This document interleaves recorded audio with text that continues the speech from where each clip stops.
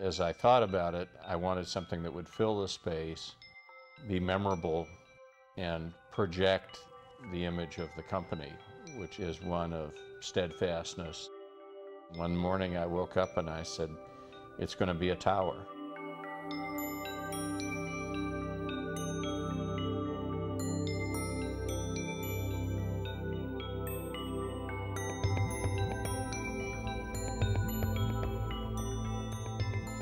One of the things that was a big deal was just figuring out what the crystals were going to look like. Were they going to be 4-sided, 5-sided, 6-sided? So we used these two polarized lenses, like big sheets, and it would check to see the stress in the crystal. And then we would put it... There were all these components that had to come together at the same time. But I was glad that we did it. I like working with glass because you get the lightness and airiness of glass, but glass also has the property of being really massive, and those were sort of the things in my mind. That's what makes Jim successful as a person, is that he has a lot of ideas. He's not stagnant in his thinking. And, you know, at first he says, I want to make this tower, and I'm going, okay, let's see how this pans out. But the more we talked, more he was really serious. And then it was like, okay, game's on. The first thing I did was I did a lot of sketches. That sort of gave me the idea, and then I built some little models to see how it might work. So it evolved. We responded to what was our next thing. It was like, well, there's the basic structure and the unistrut and it, you know, being a unified system. The biggest challenge, or the thing that took the most research, was coming up with the design of the crystals themselves. Tried different styles in that, and that's when we came up with the design of a hexagonal crystal. Once the mold started forming and, you know, he moved on to making the cherry molds and had those different shapes, it really fit together so well. When we were blowing glass, there's, you know, at least 3 people in the room and renting the equipment and the space and the time.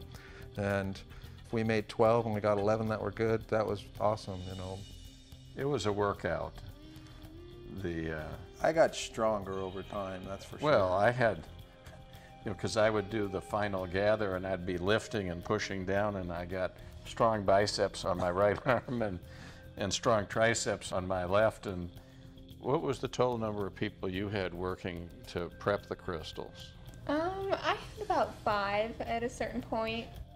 We did a lot of the fabrication, taking all the parts and assembling them.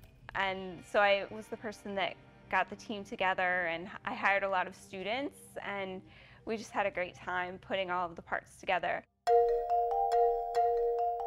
There's a mysticism about glass that everyone kind of wants to know, and the scale of this thing it has a sense of awe about it, and then that leads you to how they do that.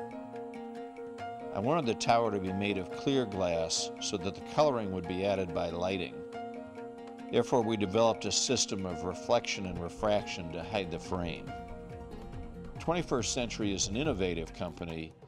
Therefore, the sculpture symbolizes that instant in time when an idea crystallizes in the mind to become reality.